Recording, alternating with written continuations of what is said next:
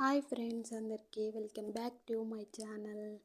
ఈరోజైతే పల్లెటూరు స్టైల్లో నాటుకోడి ఎలా వండుకోవాలో చూసేద్దాము. మేమైతే మా ఇంట్లో కొన్ని తీసుకున్నాం అన్నమాట. నాటుకోడి పెట్టని కోసం, అది గుడ్లు పెట్టేది.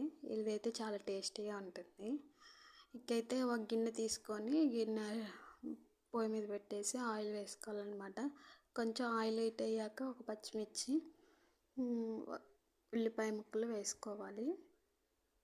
అవి కొంచెం మగ్గిపోయిన తర్వాత అందులో మన నాటుకోడి మాంసం వేసుకొని కలుపుకోవాలన్నమాట. మంచిగా కలిపేసి మూత పెట్టేసుకోవాలి. ఇక ఈ గుడ్లు అయితే తర్వాత వేస్తాను, నేను పక్కకు పెట్టాక. మళ్ళీ మూత తీసేసుకొని బాగా మంచిగా మగ్గేలాగా కలుపుకుంటూ ఉండాలి, అడుగంటనివ్వద్దు. ఇక బాగా ఉడికిపోయిన తర్వాత అల్లం వెల్లుల్లి పేస్ట్ వేసుకొని మళ్ళీ కలుపుకోవాలి. కలిపేసుకున్న తర్వాత పసుపు వేసుకోవాలి. మళ్ళీ కలిపేసేసి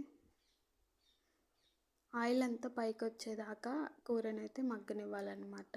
ఇక మేమైతే మాకు సరిపోయేలాగా 2 స్పూన్స్ కారం వేసేసాం. ఇక తగినంత ఉప్పు వేసేసి మళ్ళీ బాగా కలుపుకుంటున్నాం అన్నమాట, ముక్కలన్నిటికీ పట్టేలాగా.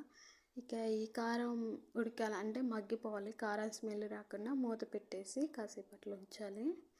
ఇక మూత తీసేసి మనకి వాటర్ కానీ చింతపులుసు కానీ ఏదైనా పోసుకోవచ్చు. మేమైతే వాటర్ పోసుకున్నాం అన్నమాట.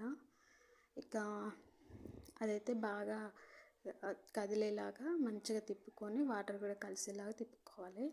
ఇక పెద్ద గుడ్డ అయితే పక్కకు పెట్టేసి చిన్న చిన్నవి వేసుకుంటున్నాము. వాటర్లోనే లైట్గా చిన్నగా స్లోగా వేసుకొని అలా ఉంచాలి. ఇక అదైతే తెల్లేటప్పుడు చూస్తే అవి ఉడికిపోతాయి అన్నమాట. ఆ ఎగ్స్ చూడండి, ముక్క ఉడికిందో లేదో ఒకటి తీసి చూసుకోవచ్చు. ఇక ఉడికిపోయిన తర్వాత అయితే కొంచెం కొత్తిమీర వేసుకొని ధనియాల పొడి వేసుకోవాలి.